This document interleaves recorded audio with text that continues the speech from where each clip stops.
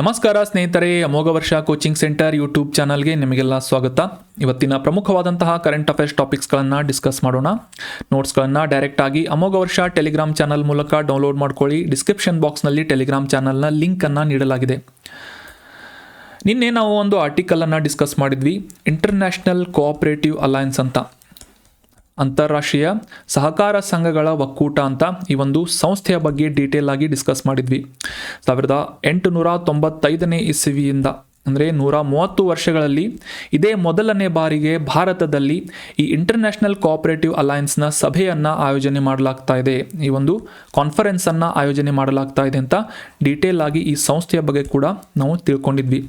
ಭಾರತದ IFFCO ಇಫ್ಕೋ ಅನ್ನುವ ಸಂಸ್ಥೆಯ ಮೂಲಕ ನವದೆಹಲಿಯಲ್ಲಿ ಈ ಇಂಟರ್ನ್ಯಾಷನಲ್ ಕೋಆಪರೇಟಿವ್ ಅಲಯನ್ಸ್ನ ಒಂದು ಸಭೆಯನ್ನು ಆಯೋಜನೆ ಮಾಡಲಾಗಿದೆ.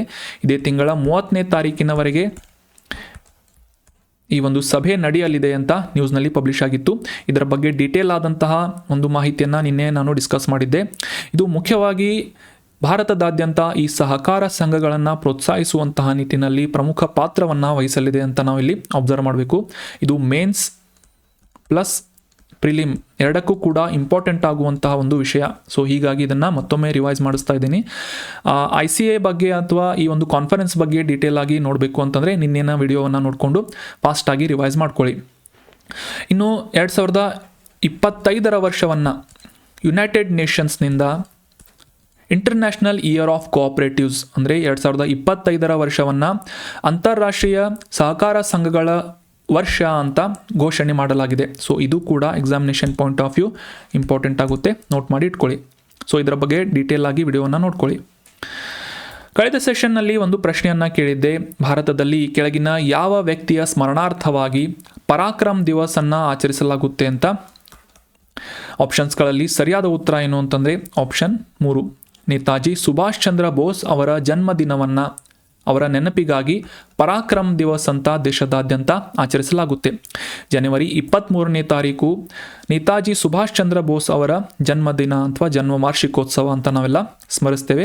ಸೊ ಇವರ ಒಂದು ಸ್ಫೂರ್ತಿಯನ್ನು ಯುವ ಜನರಲ್ಲಿ ತುಂಬುವುದರ ಮೂಲಕ ನಿರ್ಭಯತೆ, ದೇಶಭಕ್ತಿಯಂತಹ ವ್ಯಾಲ್ಯೂಗಳನ್ನು, ಮೌಲ್ಯಗಳನ್ನು ಹುಟ್ಟುಹಾಕುವಂತಹ ಒಂದು ಉದ್ದೇಶದಿಂದ ಸರ್ಕಾರದಿಂದ ಈ ಪರಾಕ್ರಮ್ ದಿವಸ್ ಅಂತ ಜನವರಿ 23ನೇ ತಾರೀಕಿನಂದು ಆಚರಿಸಲಾಗುತ್ತೆ ದೇಶದಾದ್ಯಂತ ಅಂತ ನಾವು ಅಂಡರ್ಸ್ಟ್ಯಾಂಡ್ ಮಾಡ್ಕೋಬೇಕು.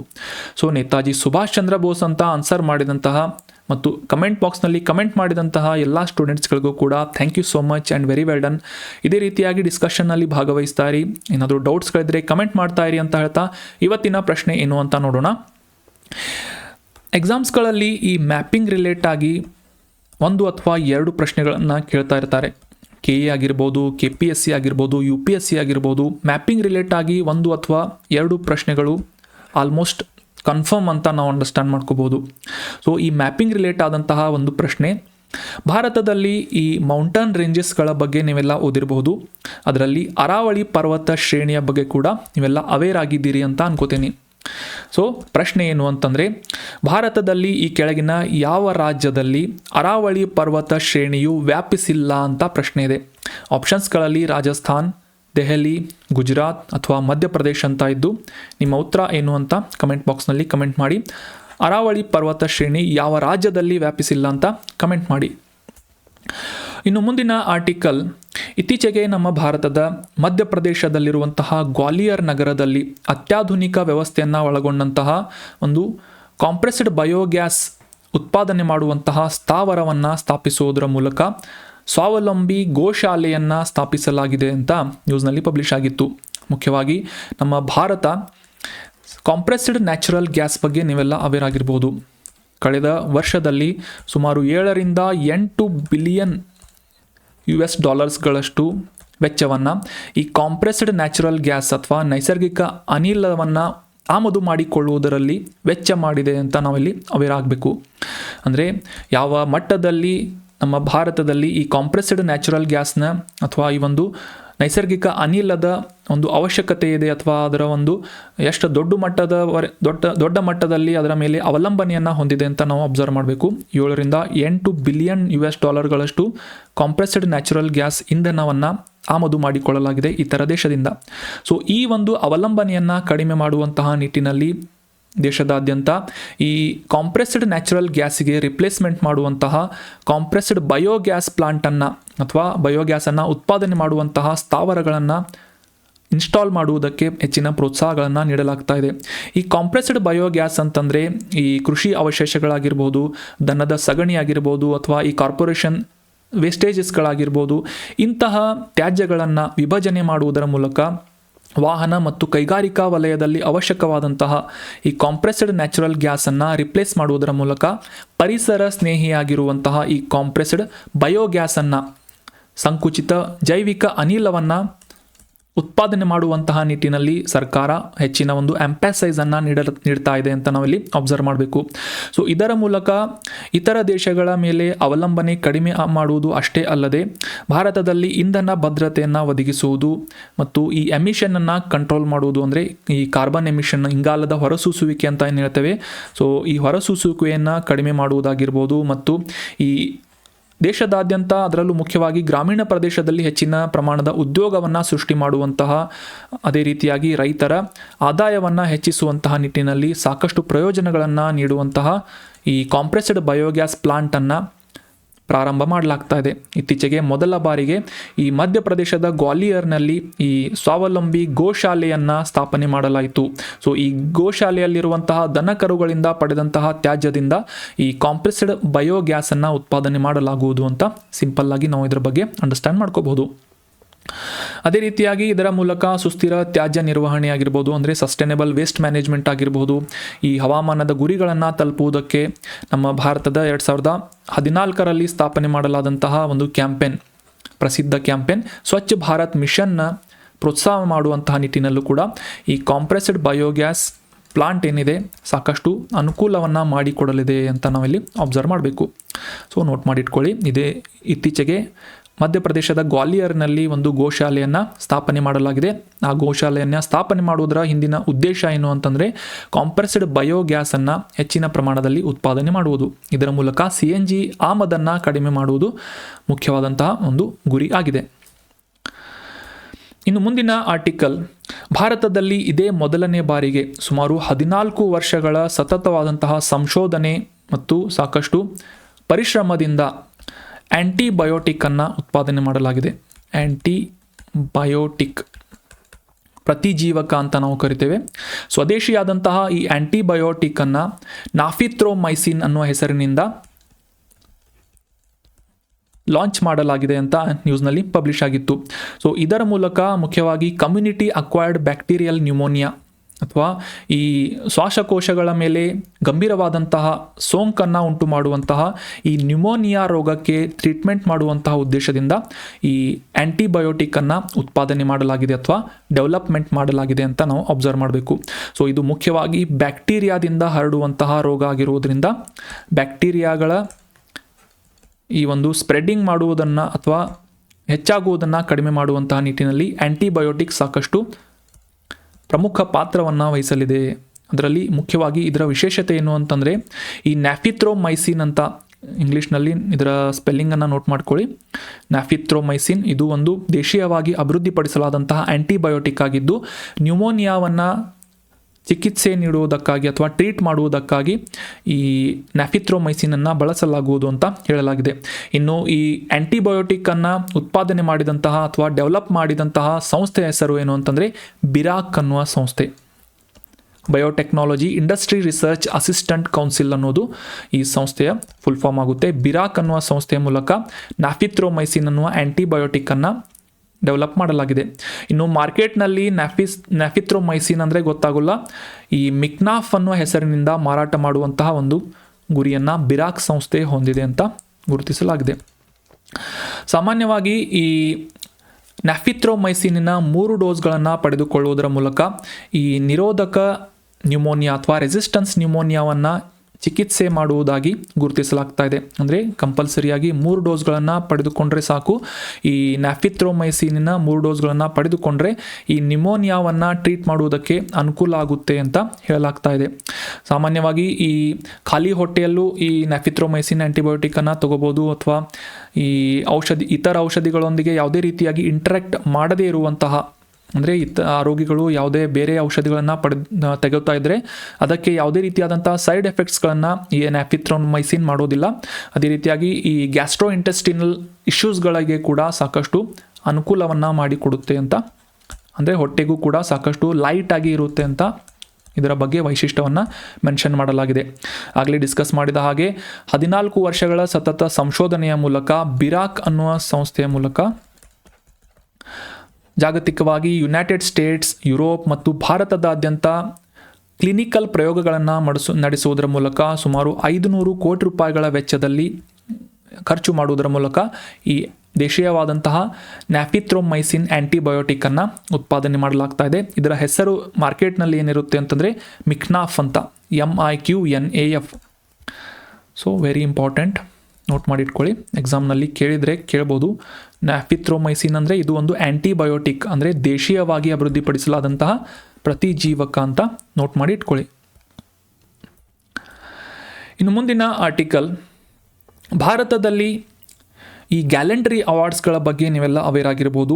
ಪರಮವೀರ ಚಕ್ರ, ಅಶೋಕ ಚಕ್ರ, ಕೀರ್ತಿ ಚಕ್ರ ಇಂತಹ ಶೌರ್ಯ ಪ್ರಶಸ್ತಿಗಳನ್ನು ಪಡೆದಂತಹ ಸಶಸ್ತ್ರ ಪಡೆಗಳ ಸಿಬ್ಬಂದಿಗಳು ಅಥವಾ ವೀರ ಯೋಧರು ಅಥವಾ ಇತರ ಲಾ ಎನ್ಫೋರ್ಸ್ಮೆಂಟ್ ಏಜೆನ್ಸಿಗಳು, ಫಾರ್ ಎಕ್ಸಾಂಪಲ್ ಪೊಲೀಸರು, ಈ ರೀತಿಯಾದಂತಹ ಸಿಬ್ಬಂದಿಗಳು ತಾವು ತೋರಿಸಿದಂತಹ ಶೌರ್ಯ, ತ್ಯಾಗ ಮತ್ತು ಧೈರ್ಯದ ಕಥೆಗಳನ್ನು ಶಾಲೆಗಳಲ್ಲಿ ಹಂಚಿಕೊಳ್ಳುವಂತಹ ಮತ್ತು ಶಾಲಾ ವಿದ್ಯಾರ್ಥಿಗಳಲ್ಲಿ ದೇಶಭಕ್ತಿಯನ್ನು ಪ್ರೇರೇಪಿಸುವಂತಹ ಗುರಿಯಿಂದ ವೀರಗಾಥಾ ಅನ್ನುವ ಈ ಒಂದು ಕ್ಯಾಂಪೇನನ್ನು ಪ್ರಾರಂಭ ಮಾಡಲಾಗಿತ್ತು. ಸೊ ಈ ವೀರಗಾಥಾ ಅನ್ನುವ ಕ್ಯಾಂಪೇನ್ನ 2021ರಲ್ಲಿ ಪ್ರಾರಂಭಿಸಲಾಗಿತ್ತು. ಸೊ ಸದ್ಯಕ್ಕೆ 2024ರಲ್ಲಿ ಇದರ 4ನೆಯ ಆವೃತ್ತಿಯನ್ನು ವೀರಗಾಥಾ ಪ್ರಾಜೆಕ್ಟ್ 4.0ವನ್ನು ಇತ್ತೀಚೆಗೆ ಪ್ರಾರಂಭಿಸಲಾಗಿದೆ. ದೇಶದಾದ್ಯಂತ ಅಂದರೆ ಈ ಸುಮಾರು 28 ರಾಜ್ಯಗಳು ಮತ್ತು 6 ಕೇಂದ್ರಾಡಳಿತ ಪ್ರದೇಶಗಳನ್ನು ಒಳಗೊಂಡಂತೆ, ಎಲ್ಲ ರಾಜ್ಯ ಮತ್ತು ಕೇಂದ್ರಾಡಳಿತ ಪ್ರದೇಶಗಳನ್ನು ಒಳಗೊಂಡಂತೆ ಸುಮಾರು 1.76 ಕೋಟಿಗೂ ಹೆಚ್ಚು ಶಾಲಾ ವಿದ್ಯಾರ್ಥಿಗಳಿಗೆ ಈ ವೀರಗಾಥಾ ಯೋಜನೆಯ ಅಡಿಯಲ್ಲಿ ಅಥವಾ ಈ ಒಂದು ಪ್ರಾಜೆಕ್ಟ್ನ ಅಡಿಯಲ್ಲಿ ಶೌರ್ಯ, ತ್ಯಾಗ, ಧೈರ್ಯದ ಈ ಸಶಸ್ತ್ರ ಪಡೆಗಳು ಅಥವಾ ವೀರ ಯೋಧರ ಕಥೆಗಳನ್ನು ಹೇಳುವಂತಹ ಒಂದು ಸ್ಕೀಮ್ ಆಗಿ ಅಥವಾ ಒಂದು ಕ್ಯಾಂಪೇನ್ ಆಗಿ ಇದನ್ನು ನಾವು ಗುರುತಿಸಬೇಕು. ಇದರ ಹೆಸರು ವೀರಗಾಥಾ ಅಂತ ನೆನ್ಪಿಟ್ಕೊಳ್ಳಿ. Veeragatha is related to story telling of gallantry award winners ಅಂತ ಸಿಂಪಲ್ ಆಗಿ ನೋಟ್ ಮಾಡಿ ಇಟ್ಕೋಬೋದು. ನಮಗೆಲ್ಲ ಗೊತ್ತಿರುವ ಹಾಗೆ ಈ ಸಶಸ್ತ್ರ ಪಡೆಗಳು ಅಥವಾ ಈ ಲಾ ಎನ್ಫೋರ್ಸ್ಮೆಂಟ್ ಏಜೆನ್ಸಿಗಳಿಗೆ ಶೌರ್ಯ ಪ್ರಶಸ್ತಿಗಳನ್ನು ಅಥವಾ ಗ್ಯಾಲೆಂಟ್ರಿ ಅವಾರ್ಡ್ಸ್ಗಳನ್ನು ಗಣರಾಜ್ಯೋತ್ಸವ ದಿನದಂದು ಅಥವಾ ಸ್ವಾತಂತ್ರ್ಯ ದಿನಾಚರಣೆಯ ದಿನದಂದು ಘೋಷಣೆ ಮಾಡಿ ವಿತರಣೆ ಮಾಡಲಾಗುತ್ತೆ.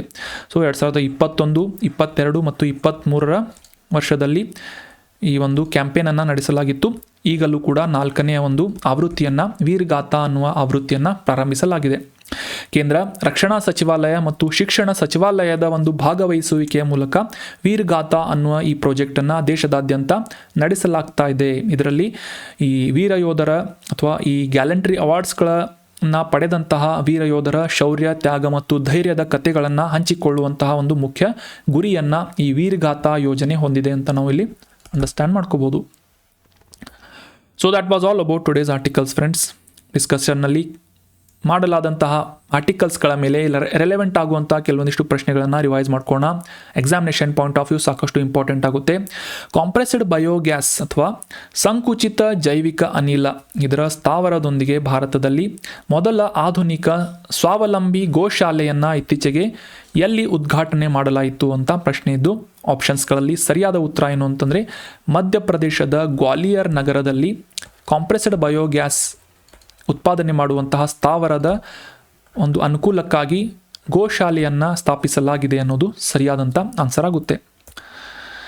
ಸೊ ಇತ್ತೀಚೆಗೆ ಭಾರತದಲ್ಲಿ ಕಾಂಪ್ರೆಸ್ಡ್ ನ್ಯಾಚುರಲ್ ಗ್ಯಾಸ್ ಅಥವಾ ಸಂಕುಚಿತ ನೈಸರ್ಗಿಕ ಅನಿಲದ ಆಮದನ್ನು ಕಡಿಮೆ ಮಾಡುವಂತಹ ಒಂದು ಉದ್ದೇಶದಿಂದ ಈ ಕಾಂಪ್ರೆಸ್ಡ್ ಬಯೋಗ್ಯಾಸನ್ನು ಉತ್ಪಾದನೆ ಮಾಡುವಂತಹ ಒಂದು ಗುರಿಯನ್ನು ಇಟ್ಕೊಂಡು ಸ್ವಾವಲಂಬಿ ಗೋಶಾಲೆಯನ್ನು ಪ್ರಾರಂಭಿಸಲಾಗಿದೆ. ಸೊ ಈ ಗೋಶಾಲೆಯಿಂದ ಪಡೆದಂತಹ ಪ್ರಾಣಿ ಮತ್ತು ಸಸ್ಯ ತ್ಯಾಜ್ಯಗಳನ್ನು ಪಡೆದುಕೊಂಡು ಮಧ್ಯಪ್ರದೇಶದ ಗ್ವಾಲಿಯರ್ನಲ್ಲಿ ಈ ಬಯೋಗ್ಯಾಸ್ ಅಥವಾ ಕಾಂಪ್ರೆಸ್ಡ್ ಬಯೋಗ್ಯಾಸನ್ನು ಉತ್ಪಾದನೆ ಮಾಡಲಾಗುವುದು.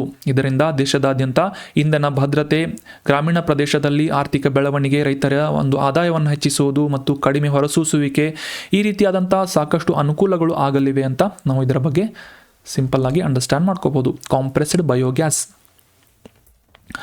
ಮುಂದಿನ ರಿವಿಷನ್ ಪ್ರಶ್ನೆ, ವೀರ್ಗಾಥಾ ಅನ್ನುವ ಯೋಜನೆಯ ಮುಖ್ಯ ಉದ್ದೇಶ ಏನು ಅಂತ ಪ್ರಶ್ನೆ ಇದೆ. ಆಪ್ಷನ್ಸ್ಗಳಲ್ಲಿ ಸರಿಯಾದ ಉತ್ತರ ಆಪ್ಷನ್ ಬಿ. ವಿದ್ಯಾರ್ಥಿಗಳೊಂದಿಗೆ ಶೌರ್ಯ ಪ್ರಶಸ್ತಿಯನ್ನು ಪಡೆದಂತಹ ವೀರ ಯೋಧರ ಸ್ಫೂರ್ತಿದಾಯಕ ಕಥೆಗಳನ್ನು ಹಂಚಿಕೊಳ್ಳುವಂತಹ ಉದ್ದೇಶವನ್ನು ಪ್ರಾಜೆಕ್ಟ್ ವೀರ್ಗಾಥಾ ಹೊಂದಿದೆ. 2024ನೇ ಇಸವಿಯಲ್ಲಿ ಇದರ 4ನೇ ಆವೃತ್ತಿಯನ್ನು ಲಾಂಚ್ ಮಾಡಲಾಗಿದೆ ಅಂತ ನಾವು ಅಂಡರ್ಸ್ಟ್ಯಾಂಡ್ ಮಾಡ್ಕೊಂಡ್ವಿ. 2021ನೇ ಇಸವಿಯಲ್ಲಿ ಕೇಂದ್ರ ರಕ್ಷಣಾ ಸಚಿವಾಲಯದ ಮೂಲಕ ಮತ್ತು ಶಿಕ್ಷಣ ಸಚಿವಾಲಯದ ಮೂಲಕ ಇದನ್ನು ಸ್ಥಾಪಿಸಲಾಗಿತ್ತು, ವೀರ್ಗಾಥಾ ಯೋಜನೆ.